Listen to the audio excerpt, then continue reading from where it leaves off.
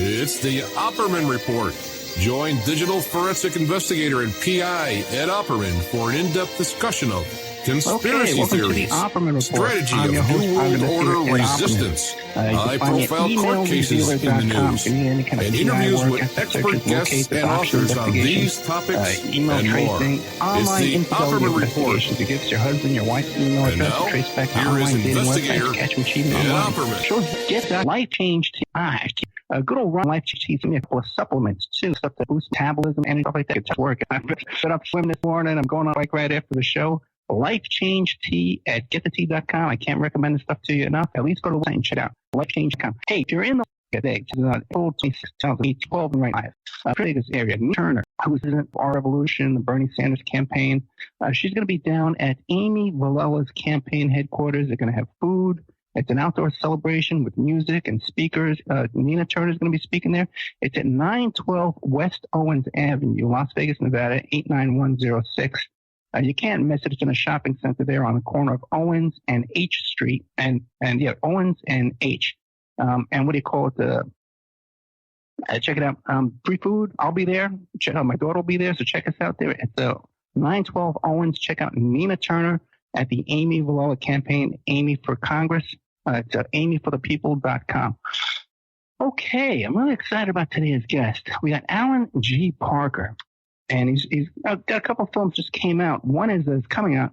It was 50 years ago today, the Beatles, Sgt. Pepper and Beyond.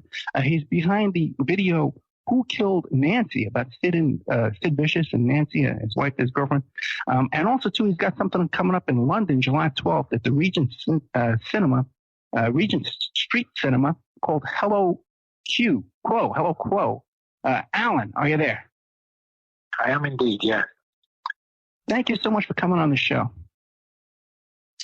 Can you great. I mean, you know, always good. Yeah, always good. I mean, I guess you want to talk about Who Killed Nancy and a few other things. I would say to people, I'm not to be confused with Sir Alan Parker. There's a very famous film director named Sir Alan Parker who made some huge movies.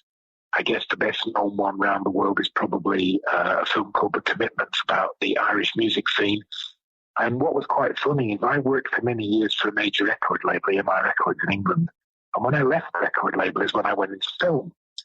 The first couple of things I made were only for sort of British television or for sort of obscure satellite channel, that kind of thing.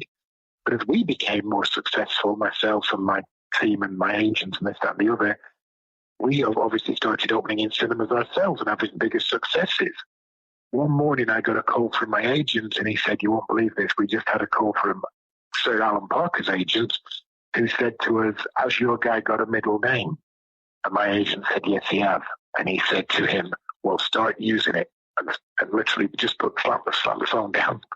So that's how I became Alan G. Parker, which I kind of was all the time anyway, but now I am as far as the public's concerned as well. You think he would have been happy with the Sir, right? He's Sir Alan Parker. You think he would have been just satisfied with that, right? But he must have. I thought he was. Sir Alan. You never know. You'll be Sir Alan G. Parker soon, I'm sure. Okay. Hey, so tell us, what do you want to talk about first? Who Killed Nancy, or your new film about the Beatles, or this Hello Quo? Let's talk about it. Let's talk about Who Killed Nancy. Yeah. Okay. Well, just I mean, the background of it is fairly simple. I had written a book about Sid Vicious with his mother, and also I interviewed the Pistols, and I got lucky because Malcolm McLaren was being else with the Pistols and stuff. And during the book, of course, comes the question about whether or not Sid killed his girlfriend in the New York Chelsea Hotel in October of 1978. And I knew that the case had never gone to trial because Sid had died of a heroin overdose in New York in February 1979. So although the police had done a fair amount of investigation and were getting ready to go to trial, the trial never actually took place. So I thought to myself, well, I wonder if Sid killed her or if someone else killed her, because obviously there was lots of rumors flying around with the various people I interviewed about, well, maybe Sid did it and maybe Sid did it, because at the time of Nancy's murder, Sid was out cold on a couple of clean children, or somebody would So I started digging, and I was lucky enough to meet a couple of the retired white officers who came. And I told him outright, I think Sid Vicious killed Nancy Spungen. And he said to me, no, I don't. I said, okay, well, you're a policeman. I don't think you did. So, and at the 23rd hour, we were very lucky in that another place, very different, 30th of 1978, and we were working down, maybe retired or dead. We were just filming in New York City, into a hotel, and a lady voice said, could I stay? I said, you need to work fairly quickly, because I'm back to England. It's our first time. We finished our filming time over there. So we arranged to meet in a Starbucks just off 42nd Street. He turned up and she brought a plastic carrier bag. Inside the plastic carrier bag was a photocopy. There was had been a New York detective who'd been working the Sid Vicious case. He was now deceased, but he also believed that Sid never did it. And what she passed me over the table was basically a photocopy of the entire NYPD police file on the Sid Vicious Nancy Spungen case. So instantly I had everything at my fingertips. That led to inclusion in the film Who Killed Nancy. Well, why don't you back up a little bit and tell us who were the Sex Pistols, who was Sid Vicious, who was Nancy Spungen? Let's lay some groundwork. A lot of the audience is young. They're not all like our age, man. You know what I mean? The Sex Pistols were probably criminal back from having now. In 78. They were quite well known for their lack of ability as musicians, or so the press release said, although anyone who owns the album will know they could play their instruments and they could write songs. Sid Vicious was their second bass guitar player, probably not anywhere near as talented as original bass player Glenn Matlock, who was also a personal friend. Sid was, I kind of guess, the James Dean of the punk rock scene, because he looked the part. He scrubs up well even in the 21st century on T-shirts and posters or framed items for your bedroom, even though he's been gone now longer than he was actually ever alive. He was a heroin addict. Okay. Do we have Alan back too? I don't think so. I got you though, Danny, right? Yeah, that was my internet that went down. The internet dropped right in the middle of the show. Okay, great. Alan, are you back? Yeah. I don't know what happened. I told there was 3 beeps and it all cut out completely. It was totally my internet crash, but we're back on the air now. Completely. It was totally my internet crash, but we're back on the air now with Alan G. Parker, and he's telling us about Who Killed Nancy. We left off, you were talking about how Sid Vicious still looked good on the T-shirts. Well, I would say Sid was the James Dean of his own generation, a shade of awe, if you like, of his own generation. In so much as that, what's the line? Live fast, die young, and leave a good-looking corpse. And you still sell good T-shirts years later.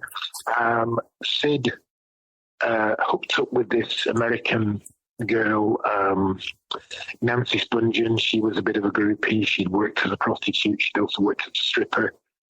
And she was literally very much into injecting heroin. And he was already, involved in the drug scene before they met.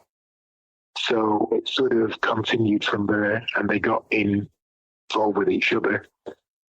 When the Pistols split, which was in the early part of 1978, they really had nowhere to go. The other guys who'd been in the band had talent and had record deals and this kind of thing. Sid was a bit of a sort of stranger to all that. He'd been almost like the gimmick in the band. And so they ended up drifting further and further into their own rather dark and rather depressing world, and including, heroin and this and the other. And ultimately, in October 1978, Nancy Spungen died in the Chelsea Hotel in New York City, stabbed once in the abdomen, bled to death over a 2-hour period. And Sid was arrested. He was later released on bail via the record company. He had a sort of fairly bizarre Christmas where he was in and out of Rikers Island prison. He was released on bail for a second time in early February pending a court case.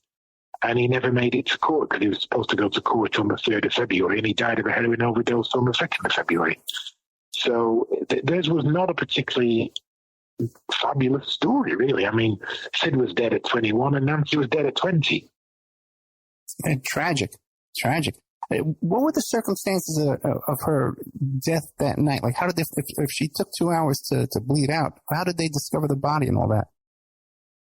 The body was found under the sink in the bathroom of room 100 in the Chelsea Hotel, and there was a hunting knife still sticking out of her. She'd been stabbed once in the abdomen, and she literally had bled out, which is one of the reasons that certain policemen did not believe Sid did it, because Sid had been out cold on this cocktail of drugs on the bed in the other room for what the local hospital later found was about a 7-hour period. And so ultimately, he more than likely was not the guy that did it, was the first thought. And then you started finding that during the night, because their hotel bedroom was a bit like Holton House, there were various other junkies and drug dealers and rock and roll musicians calling on them at various times of the night. Also, the thing that I don't think anyone had looked into until we got involved was that the record label in England had recently paid them a large sum of money in cash because they had no bank account. And that money had been in the bottom drawer of the bedroom. And the next morning, the money was also gone. So not only did Sid wake up not knowing what the hell had happened, with Nancy dead under the sink, but the money, which was a fairly substantial amount of money from a bit of gigging he'd been doing in New York on the punk scene, and the money their label had given them, was also completely missing. So Sid woke up and he discovered the body? Yes, he was the first person to find the body, yeah. And he called the police? He called the police. He originally called an ambulance, and then he called the police straight afterwards. And because of who he was, they'd been arrested a couple of times in New York for drug possession, and he had this really sort of, you can imagine, you're hardly going to have a fantastic image with a name like Sid Vicious. Yeah. So the ambulance was the first thing he called, but the police arrived before the ambulance did, and they just instantly took one look at the room and arrested him. Went into the process of finding out who did it.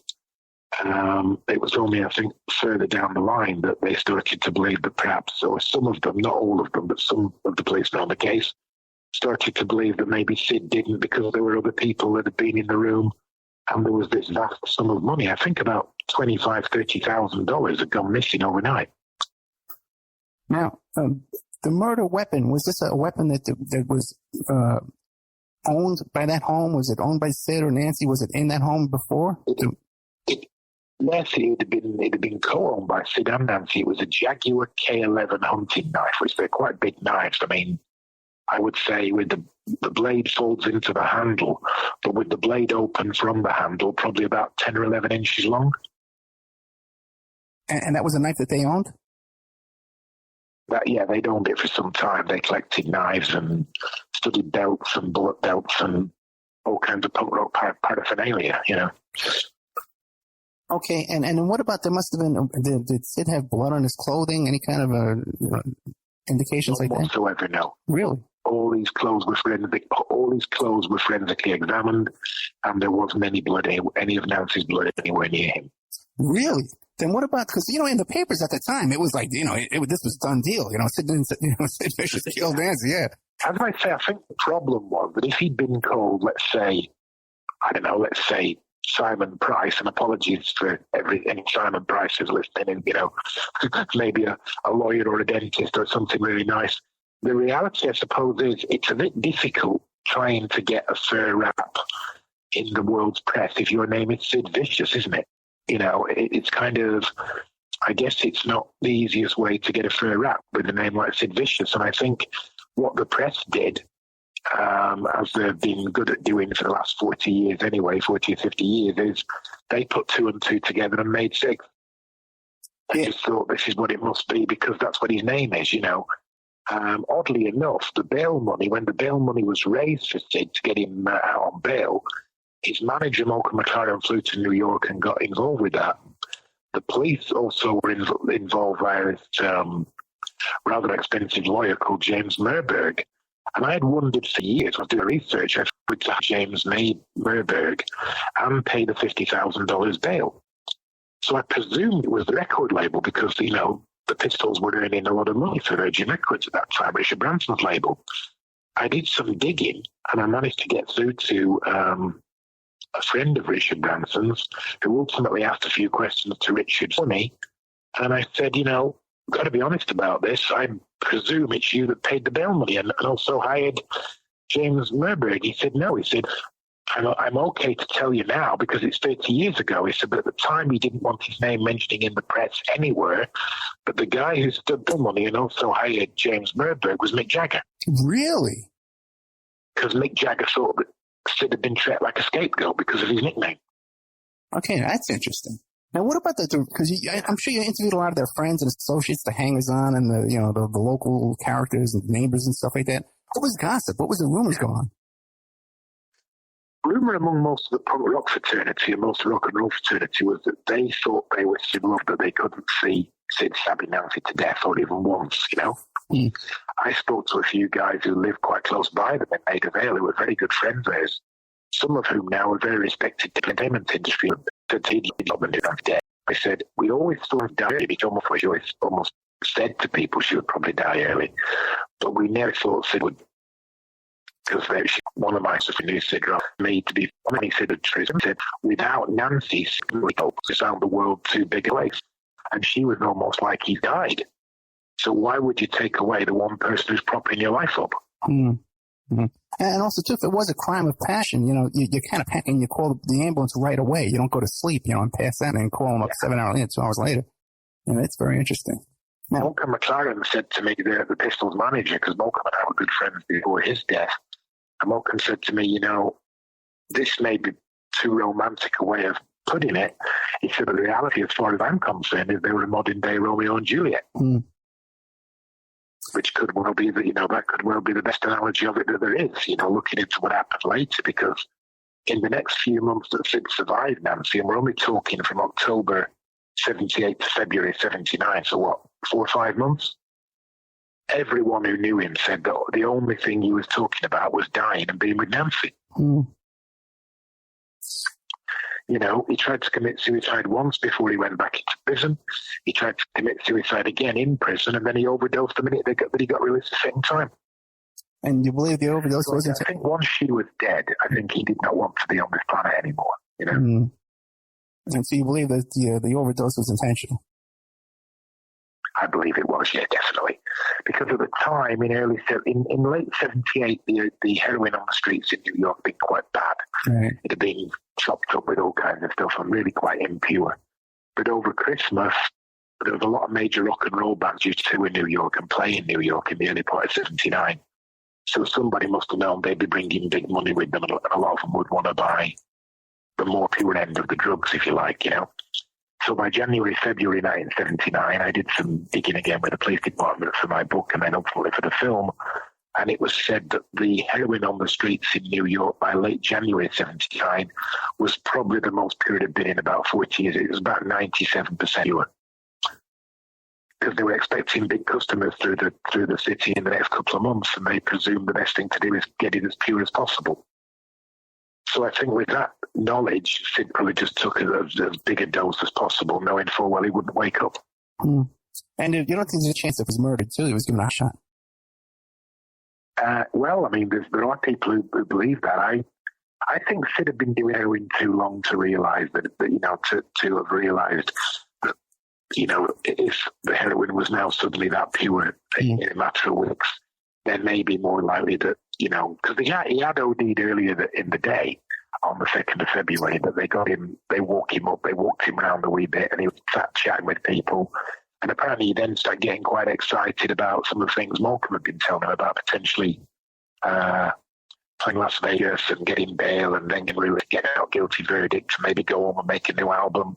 And he got quite excited about all that. And then apparently he went to bed later in the evening, and that's when he took the second shot, and it was the second shot that killed him. Now, what about when you're these kind of people, the Chelsea Hotel, especially at that time, street people and drug dealers and drug addicts, if someone who was associated with them suddenly had a big wad of cash a couple of days later, this would be known to the group. Was there anybody a suspect other than Sid? There was other people that were on file. There was one of the detectives told me that they were looking to interview 6 people. But because, of course, Sid died so soon while the preparation was still being made for the trial, I know for a fact, because the police told me face to face, that those 6 people weren't even pulled in for questioning, much less interviewed. So I think the whole thing just happened a bit too quickly. Now, I later checked with my own uncle, who was a retired detective in England, and I said, if you had a murder case in October and you knew you were going to trial early New Year, how fast would you interview potential suspects? And I said, again, it depends completely on the situation. He said, but maybe not until February or March. Mm. He said, because normally you get all your ducks in a row and then you do your interview, you know. And what about like his family? I know you did the book with his mother, wasn't it? Yes, yeah. He didn't know his father. His father disappeared when he was about 4 or 5 years old. And even to this day, in 2018, none of us who've been involved with Sid's legacy or Sid's estate or background have any clue whether his father is still alive or dead. We don't know that. We presume he's probably dead, but we don't know that. I mean, he could still be alive and be in his late 70s, you know, early 80s. So that's something. But yeah, Sid's mother contacted me when I was working for the UK Music Press and asked me, she'd read an article that I'd written about the Sex Pistols, and she thought my writing was good, and she basically said, would you be interested in writing a book on my son? And that's how that came about. Yeah. And what about Nancy's family? I've only ever spoken to Nancy's family on a telephone twice. Once to sister, very, very briefly, maybe 10 words, and once to her mother, and maybe for no more than 5 or 10 minutes. And basically that's that. I mean, I read the book. Her mother wrote an incredibly good book called And I Don't Want to Live This Life by Deborah Spungen. And it's a great book, you know. It's right, but I would definitely recommend it to anybody who wants to read that kind of sort of tragic true story. And the reality is, yeah, that was it. They didn't really get too involved in my book, and me and Anne didn't get too involved in their book. So they're two very separate stories about different sides of the relationship, you know. And for Spungen, she's passed since now, right? She's dead now. I think she is, yes. I don't know, but I know Anne Beverly, Sid's mother, is dead. She died in 96. Deborah Spungen, I believe, is now gone. So, yeah, I think there's very few people from the families. I know from Sid's family, there's only one cousin left alive now. Wow. And that's out of various uncles and relations and, you know, whatever it may be. But there's just one cousin left alive now in Sid's family. He lives in the United Kingdom. Did Nancy have a sister that was also in New York that was around the same scene? Nancy had a sister and a brother, but you see, Nancy was from a very respectable Jewish American upper-class family. She was just a wild child who went off the rails. So what you have to understand is, yes, Nancy did have siblings, but the siblings did remarkably better than Nancy. I mean, her brother was a lawyer on Wall Street the last time I knew anything about it, and her sister is a television chef in New York. Really? Okay, that's interesting. Yeah. Now, she rather ironically, this was a couple of friends of mine who found this almost too funny for words, but rather ironically, Nancy's sister put out a cookbook a few years ago, and on the cover she's dressed head to toe in chef's white, but she's also carrying a very big carving knife. I don't know if she saw the irony in that. I have no idea at all, but we certainly did. Yeah. Oh my goodness. Now with the NYPD, they have this listed as a cold case or a closed case? It is listed now as a closed case. Closed case. But that's only really been since our movie. Since the movie came out, it has now become 100% closed case. But for a while before the movie, there are certain documents from the time where it was listed as a cold case. Yeah. Do you believe that your movie influenced them to case? The only thing I've been told by NYPD, and this was around the time, is that one of the serving officers, this would have been in 2008, 2009, rang me and we had a short conversation. He basically said to me, Alan, I think you've done as much as possible to solve a case that really was as cold as the grave. He said, so all future documents will be stamped with the words cold case. Closed case, yeah. So you never do know. I mean, I don't know. I don't know about that. My theory is a much more simple one. It almost is that, you know, kind of it is what it is, you know, that this guy's life was not a particularly wonderful life. And, you know, we just happened to be in a position where I was given more information perhaps than most other journalists at the time. And so as far as I see it is, if I managed to do something for him that maybe nobody else did, then I think he deserved at least that much given everything he'd been through, you know. Okay, we can find this all in the book, Who Killed Nancy? And basically, to sum it up, you think that they were associating with a lot of drug dealers and street people and stuff like that, staying at the Chelsea Hotel, which is basically one step above homeless at the time. It was a real street type of motel. I mean, yeah. You know, I would be nervous. Things are better. I mean, I must say that things are better now at Chelsea than they used to be. I mean, you know, for the sake of anybody who's listening to this and may want to, you know, travel to New York and is looking for a nice, clean, respectable, mid-price hotel, then please don't run away from the Chelsea just down to what me and Ed say on this program tonight, which has come on leaps and bounds in the last 35, 40 years completely. So, you know, don't be put off by what gets said on this show tonight, because that would not be the Chelsea. The Chelsea we're talking about is not the Chelsea that exists now, you know. Well, even all these areas, like even the Bowery and Bleecker down there, which at the time was like a Skid Row, and now today it's all they got the Starbucks and the Gap. You know, it's a whole different world, man. Completely. I mean, you know, I remember the first time I went to New York, and you know, the meatpacking district down the bottom end of Greenwich Village was almost a no-go area. You know, the people who owned the hotel I stayed in said, "Don't go down there after dark." And as you say now, it's got like, you know, Vivian Westwood and Vans trainer shops. You know, so yeah, the real estate's so expensive. Remarkably. Yeah, real estate's so expensive in Manhattan now that every little square inch, no matter what it once was, today is now prime real estate. So is there anything that we left out in the Sid and Nancy case that I haven't asked you that you want the audience to know about? I don't think really. I mean, you know, if they want to watch the movie, it's out there. It's called Who Killed Nancy? And also there's a book out there that I wrote called Sid Vicious, No One is Innocent, which, you know, both of them are freely available through Amazon. And if they want to watch them, then, you know, I recommend they either watch one or read the other, because they certainly have all the information in there, you know. Gotcha. Okay, Sid Vicious, No One is Innocent, and the video is called, the movie is called Who Killed Nancy?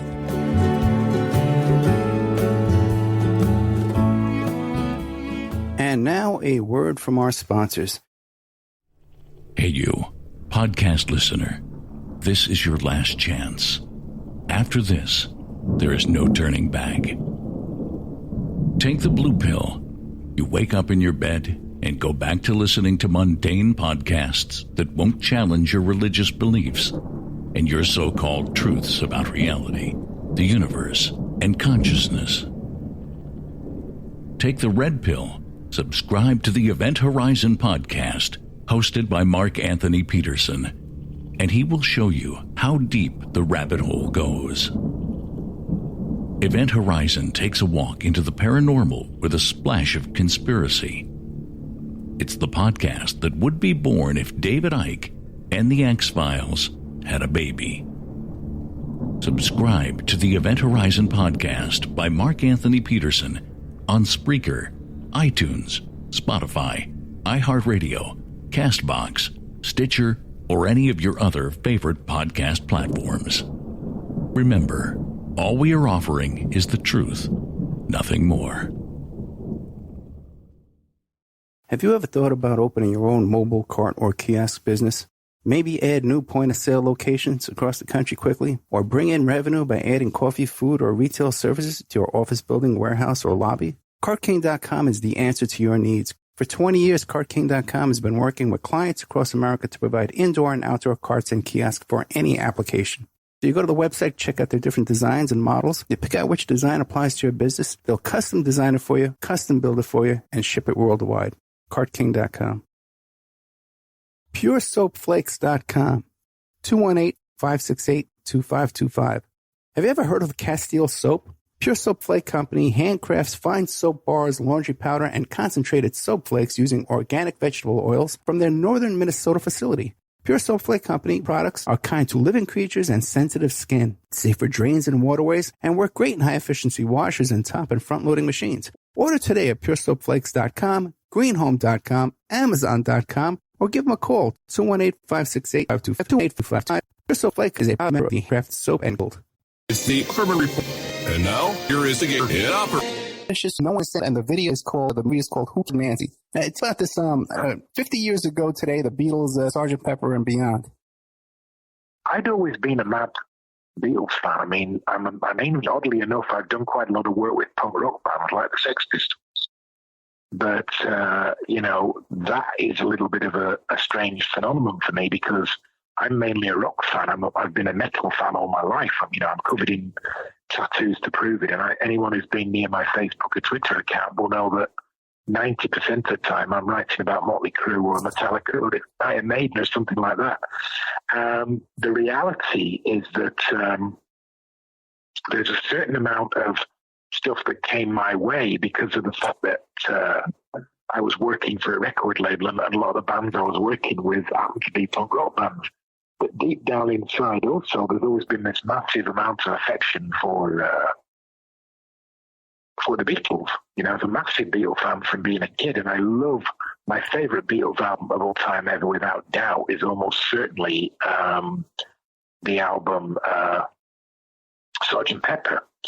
And myself and the film crew, the team I worked with, basically, they were 100% in America. The whole team were in America in 2016, early part of January, February, doing a documentary for a US TV station. It wasn't even a cinematic DVD thing. It was just the US television. And when we got to the end of it, I said to the team, look, guys, Sgt. Pepper album is 50 years old in 2017, and I'd like to do something about that, in the next few months so that we can release it in 2017. So we did a bit of digging, looked for some really good Beatles footage. We knew quite a few people who'd worked with and for the Beatles over the years, so we kept that moving. And to cut a long story short, we basically came back to England in the early summer of 2016, wrapped up the project we were doing, and then started work on this film that became known as It Was 50 Years Ago Today. And, it was fun. It was great fun for us because a lot of the people we work with are Beatles fans. My research, Keith Babin, had written more work than probably outside John Lennon and Paul McCartney, and he was the researcher on their official documentary anthology about 10, 12 years ago. So we made this and we put it to cinemas last year, and I know in some countries it's still opening in January this year, but it's done really, really well. It had a good run at the cinema, it's had a good run on Netflix, and it's also having a sales figure on DVD and Blu-ray. So I think we did what we set out to do. Sent me some clips, and there's a lot of footage on there. And I'm a big Beatles fan. There's a lot of footage in there I've never seen before. We were lucky. I mean, we went out between a few of them of the team. We were an awful lot of Blu-rays, and that's a lot of guys in. And we just kept digging, and we sort of, I've not seen that before. Or Keith or Robin would go, well, I've not seen that before. Or Alexa, my producer, would go, well, I've never seen that before. And eventually we came to realize if we've never seen it, there's a fair chance that the Western world hasn't seen it, because we own, I think I've got 19 shelves of Beatle DVDs and Blu-rays. So I thought, wow, I'm just going to take a risk and say, that's how it would be, And so we just licensed everything we possibly could and went from there, So it covers pretty much like the whole trip to the United States around the time that they were having that problem with when we said that they were bigger than Jesus, right? Yeah. It basically, Ron Howard did it from the year forward about Beatles 2 and years, 8 days a week. It was very successful. But one film ended and Beatles stopped touring. So what I did was kind of, if you like, pick up the baton. We did our film when the Beatles were in. And then we went through the year of Sugarfields, Penny Lane, Yoko Ono, LSD, Brian Epstein's death, the Maharishi, the Bit of Apple, and this massive album called Sgt. Pepper, Hey, what do you make of these people who say that the replacement? I mean, it's funny, but it's I think that's all it is. It's just a story, I think when any band become really, really big, or as big as the Beatles did ultimately, you're going to get things like that happening. The Paul is Dead myth is fabulous. If you ever go to a Beatles convention, and there's many of them around in the UK, America, Japan, to name but a few, there's a side room somewhere where all weekend someone a slideshow, and explains all the so-called clues of the Paul is dead mystery. And I beg of you, go and see it, because it is amazing. Whoever came up with it must have had a lot of time. By the time finishing it almost becomes feasible. You almost think, wow, this is pretty cool. And they did a good job, but I don't think there's no reality in it. It's just a good little man-made myth around the Beatles, It's kind of funny because you're right. When you start watching videos, it is corporate. I mean, I had men on the show and I said, what do you think about this theory? Yes, well, what do you think about, the Paul is dead? And she says, oh, no. I've been in the same room with both of them, and I know he's not dead. Yeah, exactly. So that's added to the. That's added with May in New York in October 2014, and she's good fun. She's really cool. Yeah. Oh yeah, I loved her as a guest, but that kind of added to the whole myth because she says, "Oh no, I've been in the room with both of them." Yeah, that's it.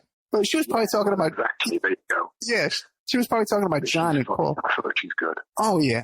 She has got some great photographs. She brought out a book of all her snapshots she took for that 18-month period. The Lost Weekend, that's John, and there's some good there, definitely. Yeah. Well, and what else have you worked on? All your different books and stuff. You mentioned off the air like 18 books or something, right? Yeah, 16 books, 13 movies. Yeah, which I would say is not bad for a dyslexic kid. I don't know. I always had this dream from being quite young that I wanted to do something a bit different because I come from a town in Lancashire in the north of England called Blackburn, which ostensibly when I was growing up was a small, largely a cotton town, and big on trade and industry. By the time I left school, the British government had closed down most of the cotton mills. So if you were, people who were going to follow their grandfather or their father into a job now had no choice of a job. I wasn't one of those anyway, but I'd always been a huge rock and roll fan. And I thought, well, if I'm going to do anything, I may as well do something that's going to be a wee bit different. And so I'd been a rock and roll fan long before at my beginning of my secondary school. So I basically started my own fans, and that led to me working with a lot of local bands, promoting gigs, bringing famous bands to the town. And the next thing you know, I'm moving down to London a case officer. And the rest, as they say, is history. It's just been a whirlwind since then. That's nearly 30 years ago. A long time ago. Is that a peace officer? What you said? A press officer. Press officer. Okay. Yeah. Sure. So it was fun. It's been a fun roller coaster. I'm enjoying it. It's my birthday next week, and I've no intention of stopping just yet. We're already planning lots more things that we're quite excited about wanting to do. So it's going to be fun. I think it's going to continue for a while, and that's great. But you've never been in a band yourself. It's always been writing about and promoting things like that. I was in a band back in Blackburn in the very early days, and I also worked with a lot of other bands in the town. I think I became. I think I was wise enough, shall we say, to understand from a very early age that perhaps the best thing in the world me to do. They say in the television world, they say always decide which side of the camera you're going to be on. And I decided very early on that I was going to be on the other side of the camera and not on the front side. I got you. Now in London on July 12th, you have something coming up at the Regent Street Cinema. Tell us about that. Yeah, we got a few years ago now. I did a documentary with Status Quo, the British rock and roll band, and the documentary was called Hello Quo. It was the first ever big screen official documentary on Status Quo, and we did it. We put it out, and it was a big success, but most people have seen the down version, which was shown by British television. So the version that we did for the DVD, the Blu-ray, and the first cinema run was 2 hours and 37 minutes long, and the version that the TV have shown over the years is about 90 minutes long. So I was approached by the Regent Street Cinema, which is one of the oldest cinemas. In fact, the place is called the birthplace of British cinema because I think it's the oldest in London, England. It's just off Oxford Circus. It's a beautiful cinema. I've done work there before. And they actually said, what happened the full-length version, the whole film, back onto the screen for one night only. So we looked at options of what we could do with it, and we came up with the idea that the best time to do it would be July, because it's summertime and people may want to go out for the night, or meet up with their friends and stuff. So we basically just said, okay, so now we're going to do it. So we booked the place, we put the cinema tickets on sale, I think about 2 weeks ago. And as far as I'm told, my friends down there at the cinema, the thing is it's selling very well. It's good. And Status Quo is a band? I've never heard of them. They're a British rock and roll band. Yeah, they're huge in England, huge in Europe, but not particularly. Oh, okay. I'm a little watching. I'm kind of losing touch with it. Hey, so what's coming up next? I'm afraid I can't. It's one of those scenarios. We're at contract state at the moment, so I can't really say what it is. I'll only just say that we're planning 2 or 3 really exciting things as we speak. Okay, but it's like top secret. It's not something I'm allowed to talk about just yet, no, but it is going to be fun. And obviously, if people want to look at my Facebook account, Alan G. Parker, or my Twitter account, Alan G. Parker, everything will be announced in the fullness of time, as they say. Okay, great. So can you sum up, how do you want to lead the audience? Well, I just, like I say, the way I look at it, we're enjoying what we're doing, we're having fun doing it, and we love it. We want to continue doing it for some time. So I guess, we'll just continue doing what we do. I don't know if I'll ever write another book again, because I think after 16, I figure I've written enough.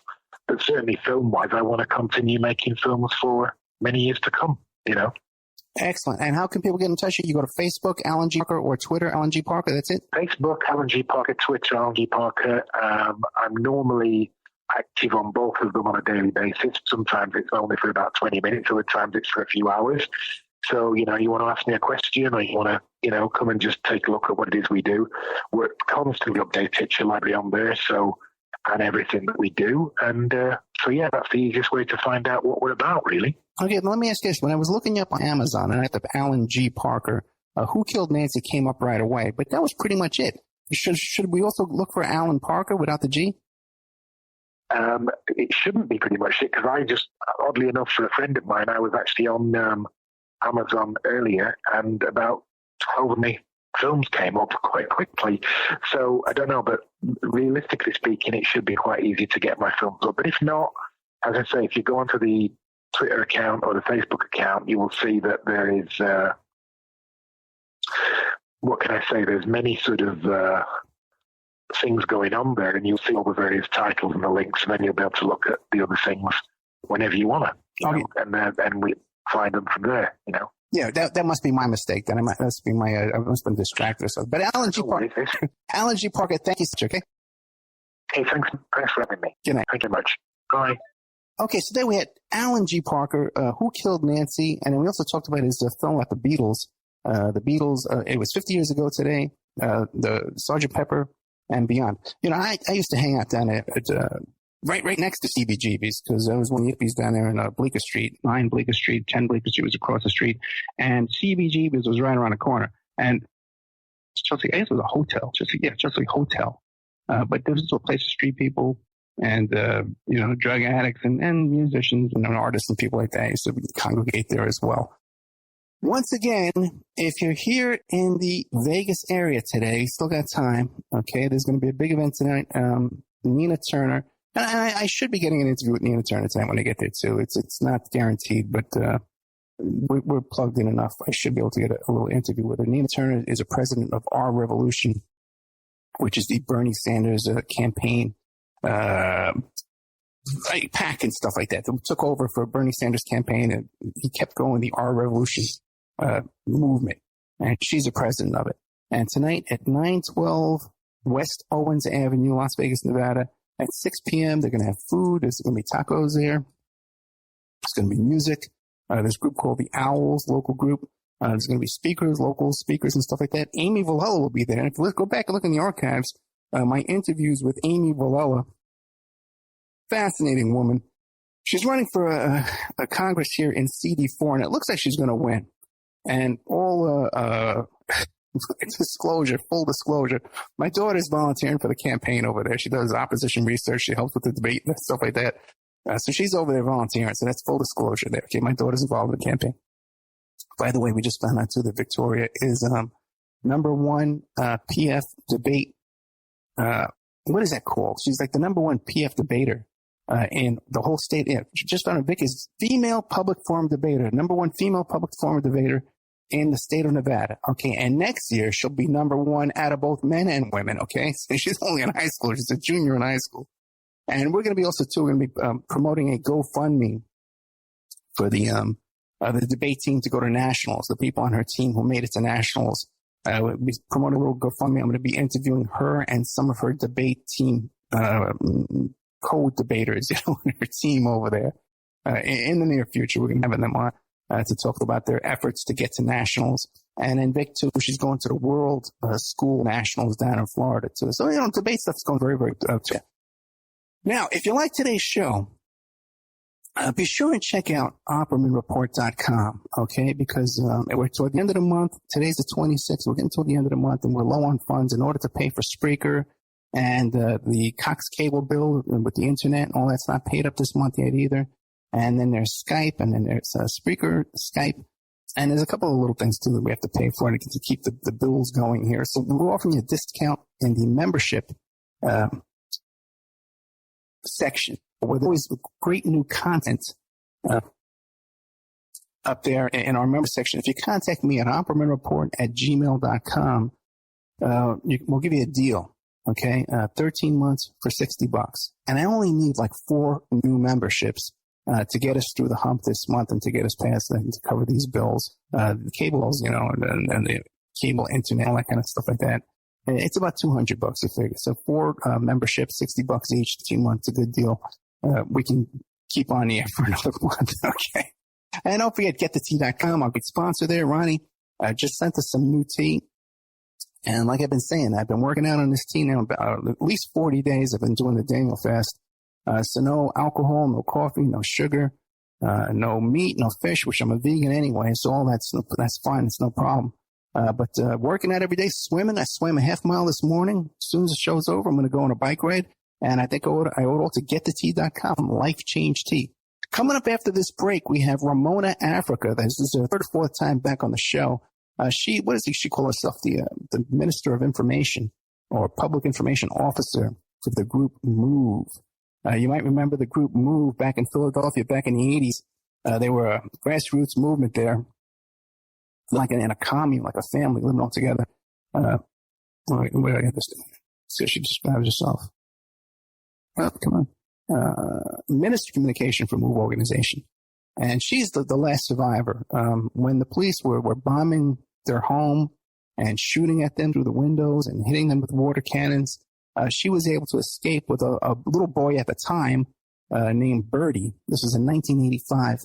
And Birdie has passed on since then. In a hot tub incident. He had a hot tub accident, I think a heart attack in a hot tub, something of that nature. And he passed away. So now Ramon is the last survivor who's free. But the members of MOVE are still in prison to this day from the first attack on their first home. I believe it was on Osage Avenue. We're going to be hearing all these details after this break coming up when we have Ramona Africa come on the show.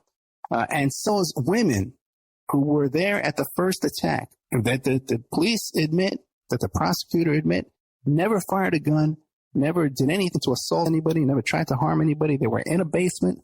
As the basement was filling up with water, they got up on tables and they had to hold their babies over their head as they were being shot at to prevent their babies from drowning in this flooded basement from the water cannons attacking their home.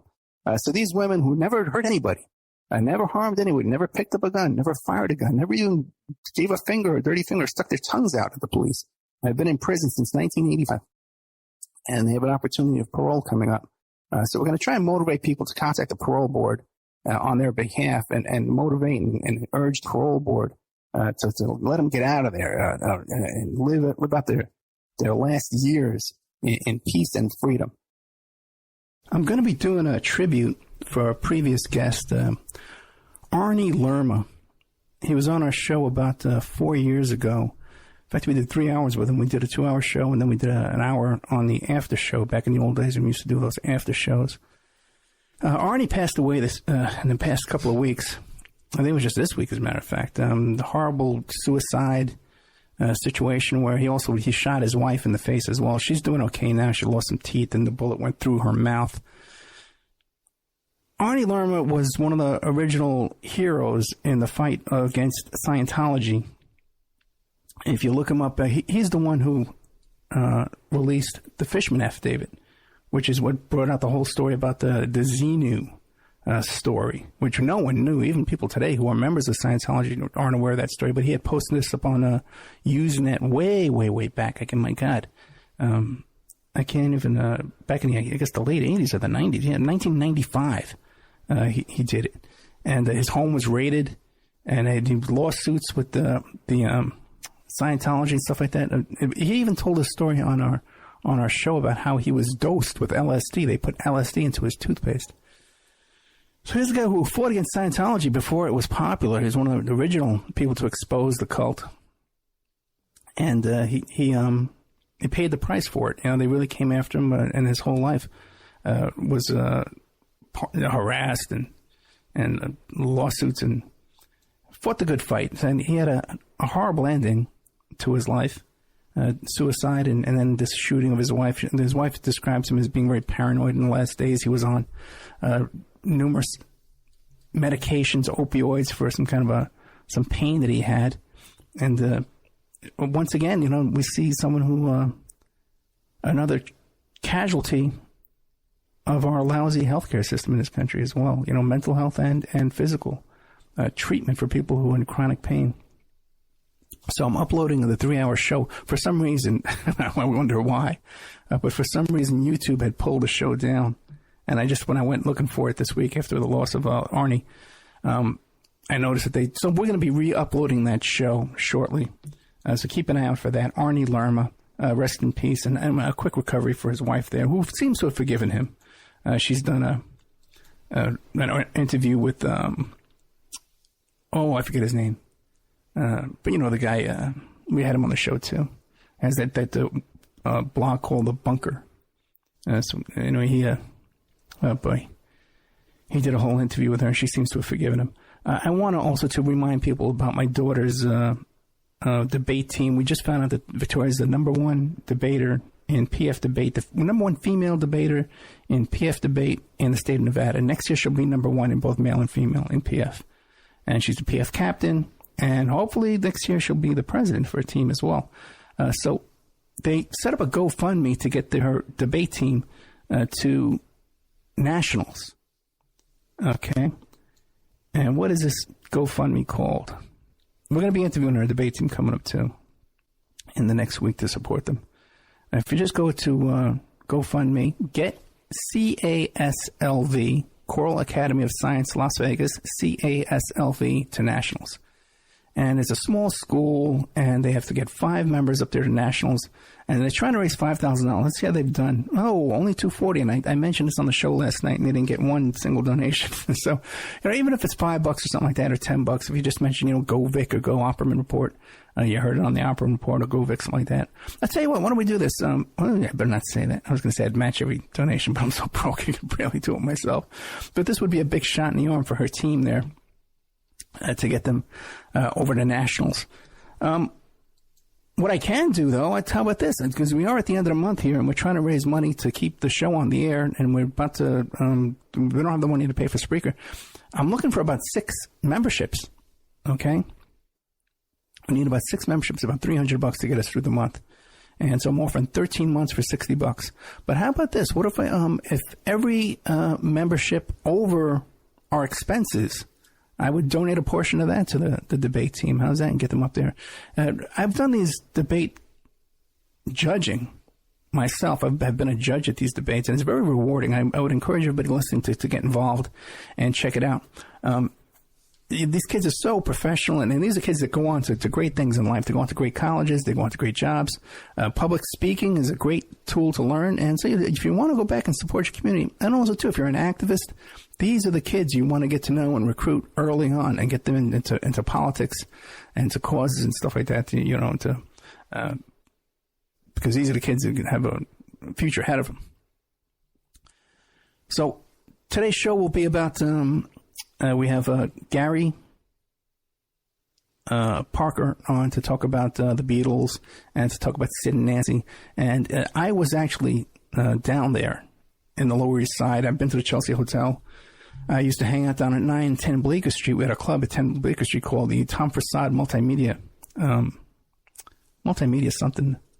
You know what, whatever. But it was a nightclub over there we had. And so we would get all the crowd from CBGBs around, Sid and Nancy, Sid Vicious, and the Sex Pistols and stuff like that. And the Ramones that played down there. So all the crowd, when CBGBs would close down, would come down over to Studio 10, and we would serve them and then give them a place to hang out. So I'm very familiar with that scene. We did a little stuff about the Beatles, too, in this interview, and we talk about how John Lennon and stuff like that. And I met Mark David Chapman across the street at Studio 9 the weekend that he shot John Lennon. I met him down there at Yippee headquarters at number 9 Bleecker Street. I've told that story many times on the air. You can go find it and check it out. But also, too, we did another show with Ramona Africa about the group Move that was burned alive down there on Osage Avenue in Philadelphia, and 60 homes burned along with them. And we did a segment about how there's 3 women about to be get a parole hearing on May 11th, or I think it's May 15th, so keep an eye out for that. And then go to the onamove.com website, and you can find their information to contact the parole board. Also, too, one more update I want to give you is May 11th, I'm going to be doing a telethon. It's just an online telethon on live stream and Facebook and stuff like that. Maybe I'll broadcast on the station. I'll put on a wake or something like that. But for Amy Villala, we've had her on the show as well. She's running for Congress here in CD4, Congressional District 4 in Las Vegas. And we'll be doing a telethon. And I don't know what I'm going to be talking about yet. If you have any suggestions, you can send me a little note there. But these are just some things coming up on the Opperman Report. And once again, I thank you for your support. And help keep us on the air, because we only got 3 days to make these bills. So we need about 5 or 6 memberships.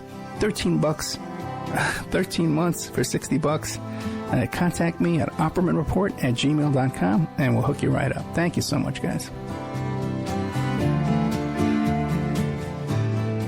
And now a word from our sponsors. Hey, you, podcast listener.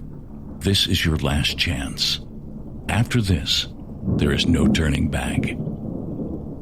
Take the blue pill.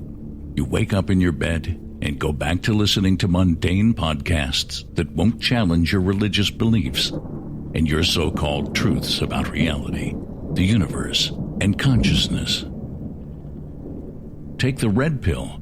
Subscribe to the Event Horizon podcast, hosted by Mark Anthony Peterson, and he will show you how deep the rabbit hole goes.